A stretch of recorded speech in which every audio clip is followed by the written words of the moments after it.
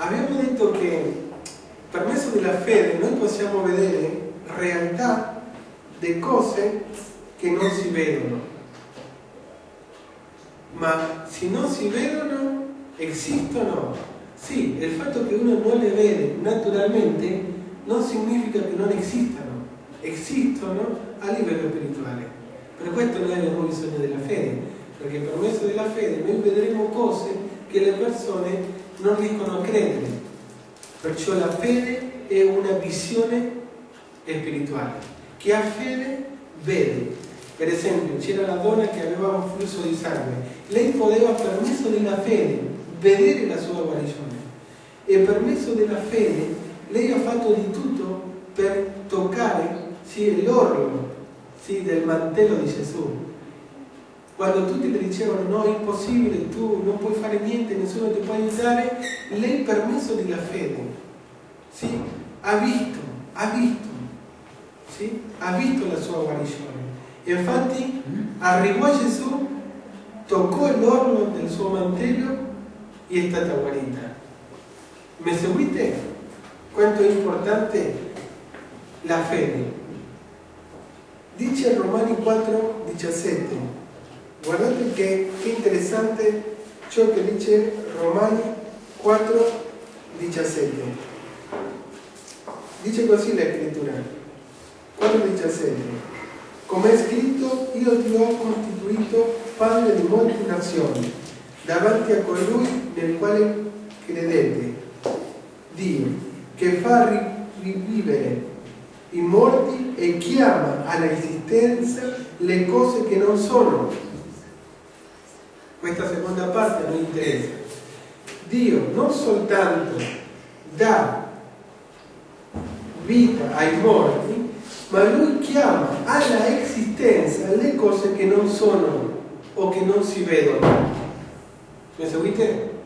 Dio chiama all'esistenza realtà spirituali che esistono, ma che fisicamente non si vedono. Per questo è importante una cosa: quando tu hai fede, riuscirai a vedere nell'ambito dello naturale il soprannaturale.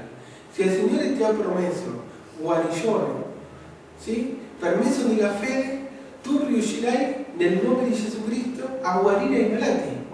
E uno dice, ma come lo fa? Perché? Perché uno sta prendendo la guarigione divina del soprannaturale, della dimensione dello spirito, la quarta dimensione, chiamava David Cho, quarta dimensione, prendere una guarigione e manifestarla nell'ambito dello naturale. Mi seguite? Per esempio, Elia aveva fame e gli ha detto alla vedova, fammi una focaccia, una faccia di vecchia per me. E la signora mi ha detto, guarda, è l'ultimo che ho, mangio questo, mangeremo questo e poi moriremo. Allora il profeta le ha detto, fammi primo me e io ti prometto, perché il Signore ha detto che non ti mancherà. Allora la signora lo ha fatto, la vedova lo ha fatto, e dice la scrittura che Dio ha moltiplicato la farina e l'olio. Allora che cosa Dio ha fatto? Ha fatto un miracolo creativo, perché ha moltiplicato la materia, ciò che si stava finendo. Dio, di maniera soprannaturale e per mezzo del profeta che ha avuto fede, ha fatto una moltiplicazione di qualcosa che era limitato. Lo stesso ha fatto Gesù quando ha moltiplicato i pani e i pesci. Allora questo si chiama fede, e questo funziona a livello della dimensione dello spirito. Però per arrivare a quella dimensione, che non è una dimensione naturale, è una dimensione soprannaturale, bisogna avere fede. Quanto uno più fede avrà, più facile sarà manifestare la gloria e il regno di Dio. Mi seguite? Allora, guardate lo che dice la scrittura qui.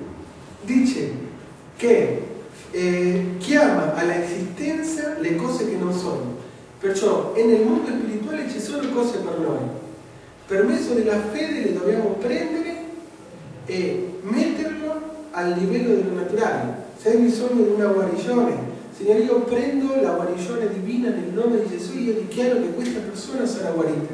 Quando la persona sarà guarita, sarà per mezzo della fede che noi abbiamo messo nella opera del Signore.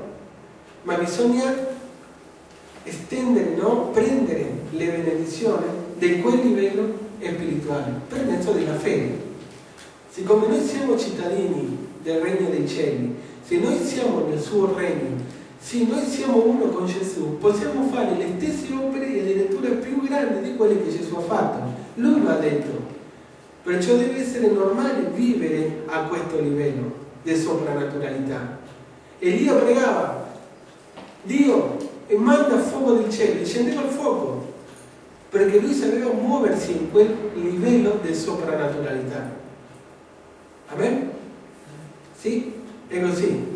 Un'altra cosa, pensate, Gesù è sceso dal cielo a manifestare il regno di Dio. Sì? Per questo Gesù pochi lo capivano, perché lui parlava di un regno che non era di questa terra. Gesù gli ha detto a Erode, il mio regno non è di questo mondo, è a Pilato. Questo regno, il mio regno non è di questo mondo. No? Se così fosse io potrei chiedere ai miei servitori, ma io non lo faccio perché il mio regno non è di questa terra. Quando lo volevano incoronare Gesù come re dei giudei, Gesù ha detto no, io non sono venuto qua a liberarci dall'imperio romano, perché il mio regno è del mio Padre, è il regno dei cieli. D'accordo? Perciò Gesù è venuto a manifestare, a mostrare il regno dei cieli alla terra. E adesso tocca a noi, perché noi siamo il corpo di Cristo. E noi dobbiamo mostrare la gloria del regno, la soprannaturalità, miracoli, prodigi, guarigioni, liberazioni, resurrezione dei morti, salvezza, conversioni, tante cose, perché questo è il nostro tempo. Amen? Tutto grazie alla fede. Ora, vediamo l'ultima parte. Come cresce? Come si incrementa la fede? Vediamo Romani capitolo 10, versetto 17. Romani 10, 17. Dice la scrittura, così la fede viene da ciò che si ascolta e ciò che si ascolta viene dalla parola di Dio. Guardate come dice la scrittura, così la fede viene. Vedete come la fede viene? Cioè la fede non è ferma, la fede sta cercando chi crede. Ricordate che Gesù ha detto, coloro che crederanno questi segni seguiranno. Questi segni seguiranno a coloro che credono. Nel mio nome guarirete i malati, griderete i demoni e farete le mie opere. Ma questi segni seguiranno, perciò la fede segue chi crede. Sì? Perciò la fede non è qualcosa di stabile, la fede è in movimento. Per questo io dicevo all'inizio che tutte le persone che hanno cercato un miracolo da Gesù sono stati spinti, sì, per mezzo della fede. E per mezzo della fede sono stati guariti. Perciò la fede viene quando uno ascolta la parola di Dio. La fede viene a te, viene al tuo cuore, viene alla tua mente, viene alla tua vita. La fede viene da te, viene a te e ti fa parlare un linguaggio non naturale, ma un linguaggio soprannaturale.